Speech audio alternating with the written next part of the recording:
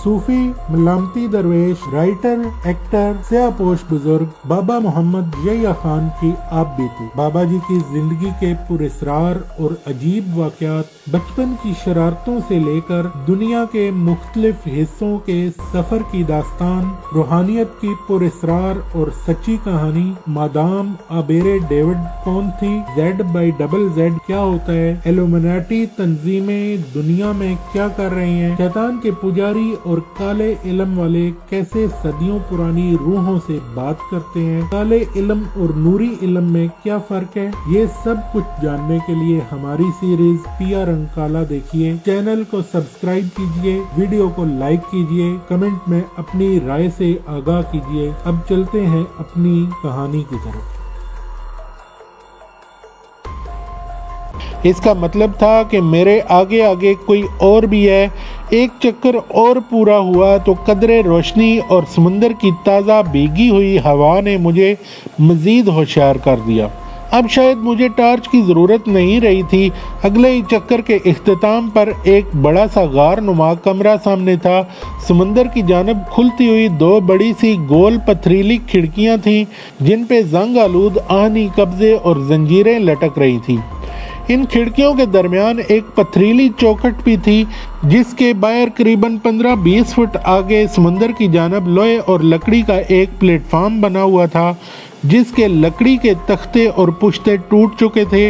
इसका कुछ हिस्सा टूट फूट कर नीचे लटका हुआ था। मैं इस बेपट चौखट के पास आकर रुक गया। आगे सामने समुंदर था, जो अभी भी बहुत नीचे था। अंदाजा हुआ कि अभी एक आध मंजिल और नीचे भी हो सकती है। हैरानी भी हुई कि मेरे आगे घिसट घिसट कर चलने वाले यहाँ कहीं दिखाई नहीं दे रहे थे। कुछ ही देर में मैंने कमरे की बगल में एक और रास्ता खोज लिया, जो यकीनन नीचे जाता होगा, और वो दो साए भी यकीनन इस रास्ते से कहीं नीचे चले गए होंगे। ये कमरा गार या खो जो कुछ भी था, रोशनी के मीनार के ऐन नीचे था। इसे पहाड़ तराश कर बनाया गया था। अंदर दीवारों में जा बजा ताकें और खाने से बने हुए थे। आनी चिराग दान दीवारों पे लगे नजर आ रहे थे। एक कोने में पत्थर काट कर एक बड़ा सा हौज बना हुआ था, जो यकीनन किसी ज़माने में जब ये मीनार कारामद था, रोशनी के लिए तेल ईंधन ज़ख़ीरा करने के काम आता होगा। अब मैं इस रास्ते की जानिब मुतवज्जो हुआ, जो यकीनन निचली मंजिल की तरफ खुलता था। यहाँ नीचे उतरने वाली सीढ़ियाँ कदरे कुशादा सी दिखाई दी। टार्च रोशन करने की यहाँ भी कोई ख़ास ज़रूरत महसूस ना होती थी। मैं अब कदरे एतमाद के साथ नीचे उतर रहा था। 4 चक्कर पूरे करने पे मैं अब एक खासे कुशादा कमरे में मौजूद था। ये कमरा भी पहाड़ को खोद तराश कर बनाया गया था। समंदर की जानब बिल्कुल खुला हुआ। अंदर 2-4 टूटी फूटी कश्तियाँ, चप्पू और इसी नौ का माही गिरी का सामान पड़ा हुआ था। जा बजा केकड़े और समुद्री हशरात दिखाई दे रहे थे। समंदर बिल्कुल खुश्क था। यकीनन ज्वार बाटों के मौसम में समंदर का पानी इस गार के अंदर तक आ जाता होगा। सीपियाँ, गुंगे और समुद्री केचुओं के भागने के निशान टार्च की रोशनी में साफ दिखाई दे रहे थे। इन निशानों के दरमियान मुझे कुछ और गैर वाज़े से निशान भी नजर आए, जैसे बहुत से इंसान पाँव पे कपड़ा या बोरियां बांधकर यहाँ से अभी अभी गुजरे हों। इन दोनों भगोड़ों के अलावा यहाँ कौन हो सकता है? ऊपर तो मैंने सिर्फ 2 साए ही देखे थे, मगर यहाँ तो और भी कुछ पुरस्रार से लोग रहते दिखाई दे रहे थे। ये लोग कौन हैं? इन्हें सामने आने में क्या कबाहत या मजबूरी है? इन्हीं सवालों के जवाब तलाश करने की खातिर मैं उनके खुरे उठाता हुआ बाहर निकल आया। नमदार रेत पे पाँव का निशान काफ़ी देर तक बरकरार रहता है। खुरे उठाता उठाता मैं एक और गार के दाने पे खड़ा था। ये गार, जिसका दाना बड़ा तंग था, मुझे किसी कुएं की तरह दिखाई दी। टार्च की मांद पड़ती हुई रोशनी में मुझे इसके अंदर कुछ दिखाई न दिया। मैं काफ़ी देर तक एक पत्थर पर बैठा इन अजीबो गरीब लोगों के बारे में गौर करता रहा। आखिर जब कुछ समझ में ना आया तो मैंने ज़ोर ज़ोर से अंग्रेज़ी में पुकारना शुरू कर दिया, शरीफ लोगों, मैं तुम्हारा दोस्त हूँ, मुझसे डरो नहीं, बाहर निकलो और मुझसे मिलो। मैं तुम्हारे इलाके और मुल्क में अजनबी हूँ, सैरो सियाहत की गर्ज से आया हूँ। اتفاق یا میری لاپرواہی سے مجھے یہاں کسی نہ کسی طور رات بسر کرنے پہ مجبور ہونا پڑا ہے۔ مہربانی سے باہر نکلو اور مجھ سے ملو۔ اگر تم لوگ کسی مصیبت میں بھی مبتلا ہو تو میرے قریب آؤ۔ میں مسلمان پاکستانی باشندہ ہوں، مجھے حکمت، کیمیا اور روحانیت سے دلچسپی ہے، ہو سکتا ہے میں تمہارے کسی کام آ سکوں۔ مجھے یقین ہے کہ قدرت نے مجھے یہاں صرف آپ لوگوں کی مدد اور دردمندی کے لیے بھیجا ہے۔ یہ لمبی چوڑی تمہید یا تقریر میں نے قریب 4-5 بار لگ بھگ انہی معنی و مطالب میں دہرائی۔ گلا پھاڑ کر میں اب خاموش ہو چکا تھا۔ دراصل یہ سب کچھ میں نے بطور ایکسرسائز کیا تھا۔ کئی گھنٹوں سے میں کسی سے بات کرنے کو ترس گیا ہوا تھا۔ یہ چیخو پکار بس اب ذرا خود کو ایکٹیو رکھنے کا بہانہ تھی۔ ایک ہوتی ہے صدا بصحرا، یعنی صحرا میں کوئی صدا ندا اثر نہیں دکھاتی۔ ریت کا ذرا ذرا سمندر صدا کے صد رنگ آہنگ کو کچھ اس طرح سے اپنے اندر جذب کر لیتا ہے کہ صدا بیچاری کسی بے کس و بے بس کی آہ کی مانند اپنے آپ میں ہی گھٹ کے رہ جاتی ہے۔ بلکہ اسی طرح آج میری یہ صدائے غار بھی کچھ ایسی ہی بے نتیجہ نظر آ رہی تھی۔ کچھ دیر میں آنکھیں پھاڑ پھاڑ اور کان اکھاڑ اکھاڑ غار سے کسی کے باہر نکلنے یا کسی کے جواب کا منتظر رہا۔ ناچار وہاں سے اٹھا اور واپس پہلے والے غار کی جانب چلا آیا۔ ارادہ کر لیا تھا کہ بس اب اوپر چل کر ذرا مینار پر چڑھوں گا، ارد گرد تھوڑا سا نظارہ لوں گا، پھر واپسی کی کوئی سبیل سوچوں گا۔ غار میں داخل ہونے سے پہلے میں نے یوں ہی اپنے پیچھے یعنی جدھر سے میں آیا تھا نظر ڈالی تو دیکھا کہ 5-7 سیاہ چادروں میں لپٹے ہوئے انسان یا جن بھوت ڈرے ہوئے خیمے سے میری جانب آ رہے تھے۔ مجھے متوجہ پا کر وہ وہیں اپنے قدموں پہ رک گئے۔ یا اللہ خیر، یہ کہتے ہوئے میں نے اپنے اندر کی چکی ذرا تیز کر دی۔ میں ان کی جانب ذرا غور سے دیکھ رہا تھا۔ مجھے محسوس ہوا کہ جیسے ان میں سے کچھ لوگ معذور ہیں جنہیں کھڑے ہونے میں دقت محسوس ہو رہی ہے۔ ساتھیوں نے انہیں سنبھالا ہوا ہے۔ میں اپنے تئیں خوش بھی ہوا کہ چلو وہ یہاں تک تو آئے، اب آگے دیکھتے ہیں کیا ہوتا ہے۔ میں انہیں اعتماد میں لینے کی خاطر پاس ہی ایک پتھر پر بیٹھ گیا اور ہاتھ ہلا ہلا کر انہیں خیر سگالی کے انداز میں ہاتھ سے اشارے کرنے لگا، لیکن وہ تو جیسے ہر جذبے سے نابلد تھے۔ جو معذور تھے وہ تو وہیں بیٹھ گئے اور جو کھڑے تھے وہ بتوں کی طرح خاموش، بے حس و بے جنبش رہے۔ اب میں اس سوچ میں تھا کہ اگر میں یہاں سے اٹھا تو ہو سکتا ہے وہ بیچارے پھر کہیں چھپ لک جائیں۔ خاص طور پر مجھے معذور افراد کا رہ رہ کر خیال آ رہا تھا۔ دفتن ان میں سے ایک شخص آگے بڑھا، 8-10 قدموں کے فاصلے پہ وہ رک گیا۔ میں نے دیکھا کہ وہ کوئی قداور شخص تھا۔ سیاہ یا براؤن رنگت کے لبادے میں سر تپا ملبوس تھا، ہاتھ بازو حتیٰ کہ آنکھوں کے علاوہ چہرہ بھی ڈھانپا ہوا تھا۔ اس نے قدرے ہاتھ بلند کرتے ہوئے مجھے شاید سلام کیا یا خود کو اذن کلام دیا۔ اجنبی، ہم آفت زدہ اس حال میں ہیں کہ تم کو یہاں خوش آمدید نہیں کہہ سکتے۔ اس کے باوجود تمہاری یہاں موجودگی ہمارے لیے خوش آئند سی محسوس ہو رہی ہے۔ ہم یہاں کل 7 افراد ہیں، 3 خواتین اور 4 مرد۔ 1 خاتون اور 2 مرد بوڑھے اور چلنے پھرنے سے قریب معذور ہیں۔ ہم تمہاری یہاں آمد سے یقیناً بے خبر نہیں ہیں۔ تمہیں کسی بھی قیمت پہ یہاں نہیں آنا چاہیے تھا، لیکن تم شاید یہاں کی اور ہماری آفت زدگی کی صحیح صورتحال سے واقف نہیں ہو، ورنہ تم ایک لمحہ بھی یہاں رکنے کا خطرہ مول نہ لیتے۔ وہ ذرا کی ذرا سانس درست کرنے کے لیے رکا تو میں نے فوراً سوال داغ دیا، میرے انتہائی با اخلاق اور نفیس دوست، کیا تم مجھے اپنی آفت زدگی کے بارے میں کچھ بتانا پسند کرو گے؟ اس نے میرے سوال پہ پیچھے اپنے دیگر ساتھیوں کی طرف مڑ کر دیکھا، جیسے وہ مجھے کچھ جواب دینے کی اجازت طلب کر رہا ہو۔ ایک اور باری سا شخص اس کے پاس آ کھڑا ہوا۔ آپس میں 2-4 باتیں کرنے کے بعد پہلے والا شخص بولا، یہ جگہ اور اس وقت کا موسم ہم آفت زدوں کے لیے سخت تکلیف دہ ہے۔ ہمیں اجازت دو کہ ہم سب اپنے ٹھکانے پہ جائیں۔ آپ ہمارے پیچھے کچھ توقف کے بعد چلے آئیں اور سیدھے اوپر جہاں سے آپ نیچے تہخانے میں داخل ہوئے تھے پہنچ جائیں۔ वहाँ सीढ़ियों की दाईं तरफ लकड़ी का एक खुला संदूक पड़ा हुआ है। इस संदूक के अंदर सब्ज पत्तों वाली टहनियाँ पड़ी होंगी। इन पत्तों को लेकर दोनों हाथों से मसल लें और अपने पूरे जिस्म, कपड़ों और अपने सामान पर हाथ फेरें और कुछ पत्ते मसल कर अपनी जेबों में भी डाल लें। आप कुछ पत्ते चबा भी सकते हैं। ये सब कुछ करने के बाद आप मीनार में दाखिले का बायां रास्ता इख्तियार करते हुए मीनार के ऊपर दूसरी मंजिल पर पहुंच जाएं। आपके इस सवाल और दीगर तमाम सवालों के जवाब आपको वहीं मिलेंगे। अब आप बराए करम चंद कदम आगे समुंदर की जानिब बढ़ जाएं और अपना चेहरा उधर समुंदर की तरफ रखें। जब आप ऊपर से लोहा बजाने की आवाज़ सुने तो फिर आप इसी रास्ते से ऊपर जा सकते हैं जिस रास्ते से आप नीचे तशरीफ़ लाए थे। इनकी लंबी चौड़ी हदायत सुनकर मैं तो बौखला सा गया कि मैं किस चक्कर में पड़ गया हूँ। बहरहाल अब इतना आगे बढ़ने के बाद वापस पलटना भी गवारा न था। समुंदर की जानिब मुंह करके आगे कुछ दूर तक चला गया। 5, 10, 15, 20 मिनट गुजर गए। जाने वालों ने ना तो लोहा बजाया और ना ही कोई और निशानी इशारा दिखलाया कि मैं भी अपना मुंह इधर कर लूं। ठंडी यख बस्ता नमकीन हवा और जकड़ों ने मेरी कुल्फ़ी जमाना शुरू कर दी। मौसम और समंदर आहिस्ता आहिस्ता भीग रहे थे।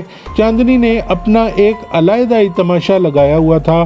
खामोशी, तन्हाई, सामने बेकरां समंदर। यूं लगा जैसे मैं समंदर से निकाला हुआ और कुर्राए अर्ज पे उतारा हुआ पहला आदम हूँ और कई सदियों से यहीं इसी हाल में खड़ा हूँ। कायनात की हर शय नमू पजीर है।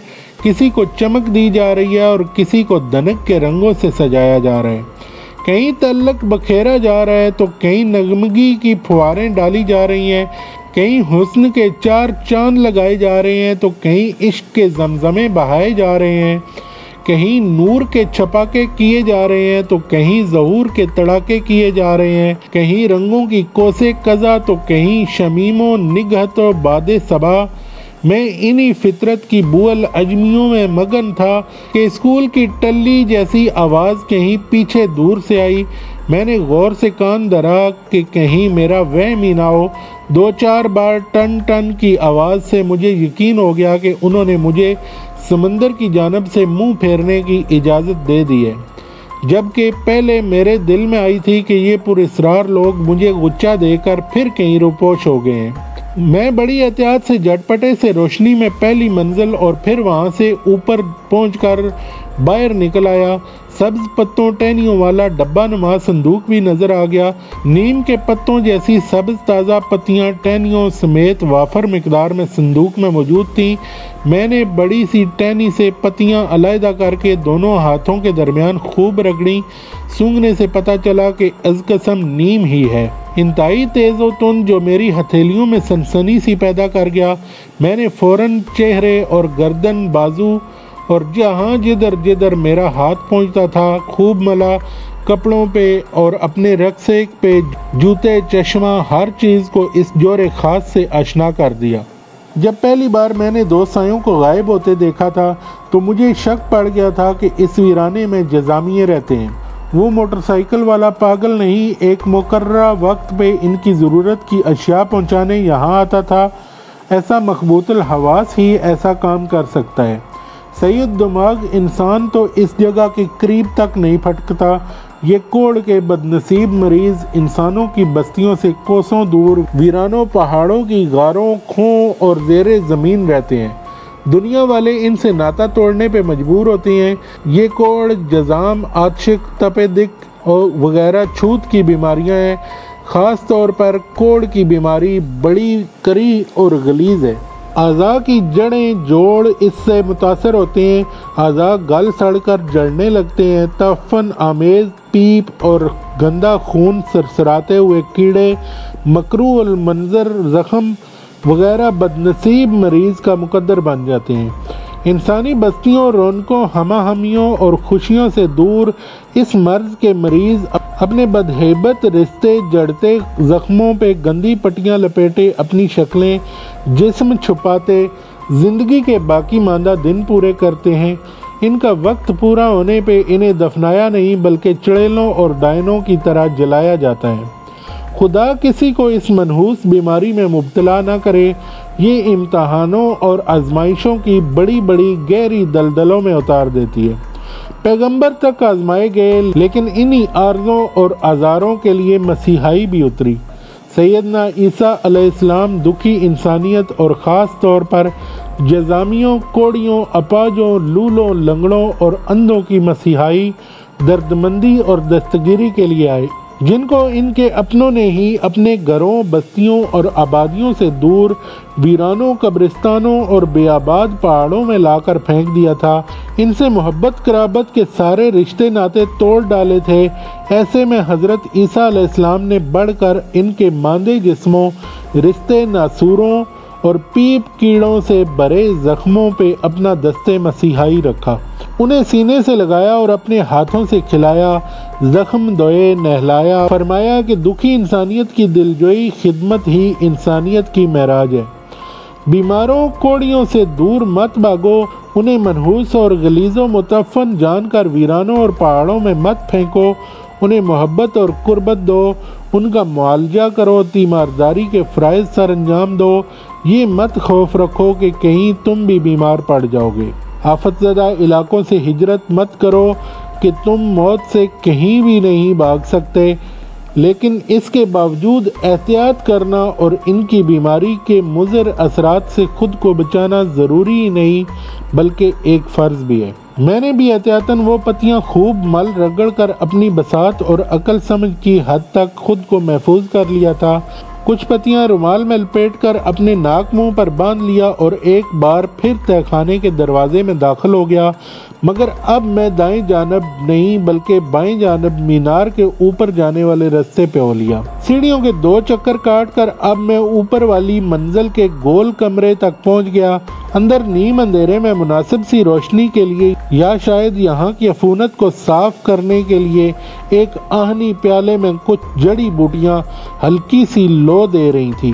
کڑواہٹ بھرے دھوئیں نے کمرے میں ایک نامانوس سی بو پھیلا رکھی تھی۔ لہریاں لیتی ہوئی مدھم سی روشنی اور دھوئیں کے دھندلے سے غبار میں مجھے وہ سارے لوگ پتھریلی دیوار سے چمٹے ہوئے بھوت سے لگے۔ وہ یوں دیوار کے ساتھ ضم سے تھے جیسے اگر میں ایک قدم اور آگے بڑھا تو وہ سارے دیوار میں چھلاووں کی مانند جذب ہو جائیں گے۔ وہ شخص جس سے میری نیچے بات چیت ہو چکی تھی قدرے آگے جھکا سا بیٹھا تھا، شاید یہ شخص ان خستہ حالوں کا ترجمان تھا۔ دروازے کے پاس کمرے کے اندر فرش پر دھرے ہوئے ایک چوبی سٹول کی جانب اشارہ کرتے ہوئے اس شخص نے مجھے بیٹھنے کی دعوت دی۔ جب میں بیٹھ چکا تو وہ گویا ہوا، ہمارے پیارے مہمان کہتے ہوئے مجھے ایک عجیب سی شرمساری سی محسوس ہو رہی ہے، کیونکہ بصد مجبوری ہم اپنی دیرینہ روایت کے برعکس اس وقت اس جگہ ان حالات میں آپ کے خورد و نوش کے لیے کچھ بھی پیش نہیں کر سکتے۔ اس سے پہلے کہ میں اپنی بات کو آگے بڑھاؤں، میں اپنا تعارف کرانا مناسب خیال کرتا ہوں۔ میرا نام ایلنگس رابرٹ ہے۔ قومیت کے لحاظ سے میں برٹش ہوں، جبکہ میری ماں اسپینش اور باپ ظاہر ہے کہ برٹش ہی تھا۔ اسے لکھنے پڑھنے کا بہت شوق تھا۔ اچھی خاصی تعلیم حاصل کرنے کے بعد وہ چاہتا تو اپنے علمی وسائل سے کسی یونیورسٹی کا سربراہ بن سکتا تھا، مگر لکھنے پڑھنے اور علم حاصل کرنے کے لیے اچھا خاصا وقت، عمر اور روپیہ پیسہ صرف کرنے کے بعد وہ صرف ایک معمولی سا پادری بن کر ملکوں ملک در بدر کی ٹھوکریں کھانے لگا۔ اواخر دور حصول تعلیم میں اس نے اپنی ایک کتاب میں لکھا تھا کہ اعلیٰ اور عرفہ تعلیم کے حصول کا صحیح اور سب سے بہتر مصرف ایک صالح اور دردمند انسان کے نزدیک صرف اور صرف یہی ہو سکتا ہے کہ وہ اپنی تمام تر علمی توانائیوں کو انسانیت کے بہبود کے لیے بروئے کار لائے اور کسی حجرے، معبد یا کلیسا میں بیٹھنے کی بجائے سفر و سیاحت کی صعوبتیں اٹھائے۔ میری تعلیم و تربیت بھی میرے باپ نے اسی انداز فکر میں کی تھی۔ جب میں تعلیم حاصل کر چکا تو اس نے مجھے بھی پادری بنا کر ایک مشنری گروپ میں شامل کروا دیا۔ آخری بار مجھے نصیحت کی کہ وہاں تک اور ان تک پہنچو جو کسی بھی وجہ سے تم تک نہیں پہنچ سکتے۔ बादलों की मानंद हमेशा में सफ़र रहो, हवाओं सा सरसराते और उड़ते रहो, घनघोर घटाओं की तरह छम छम बरस कर इन तृष्णा कामों तक पहुँच पाओ जहाँ समुंदर भी अपनी तमाम तर वसअतों और फ़याज़ियों के बावस नहीं पहुँच पाता। बहरहाल मैं इस वक्त नौजवानी के दौर में इसका ये फ़लसफ़ा तबलीग और तदरीस तो न समझ सका, मगर बाद में जब मैं अमली तौर पर इस फील्ड में आया तो मैं खूब समझ और जान पाया कि आला तालीम और बेपना दौलत व वसाइल और दोनों की महराज और इनका असल मकसद व मुसर्रफ ही यही है कि इन्हें इंसानियत की बका और अहया के लिए सर्फ किया जाए। मैंने चूँकि मेडिकल की भी तालीम हासिल की हुई थी, इसलिए मैं अक्सर इन पसमानदा मुल्कों इलाकों को फोकियत देने लगा जहाँ खुराक की कमी या मौसमी वबाई बीमारियों की वजह से अल्लाह की मखलूक परेशान होती थी। इस तरह अफ्रीका एशिया के बहुत से ममालिक में मैंने अपनी ज़िंदगी का एक खासा हिस्सा गुजार दिया। जब मेरा बाप फौत हुआ तो मैं इस वक्त अफ्रीका में था। मेरे बाप ने मरने के बाद तरके में भी वसीयतें और नसीहतें छोड़ी थी। वो ये कुछ ना भी छोड़ता तो फिर भी मैं अपनी डगर से हटने वाला नहीं था। दुखी इंसानियत की खिदमत, बीमारों लाचारों की तीमारदारी और भटके हुओं को राह दिखाने की आदत और खूब मेरे खून में रच बस सी गई थी। जाने से पहले हमारे वीडियो को लाइक कीजिए, कमेंट्स में अपनी राय दीजिए और चैनल को सब्सक्राइब कीजिए। मिलते हैं अपनी अगली किस्त में। अस्सलाम वालेकुम।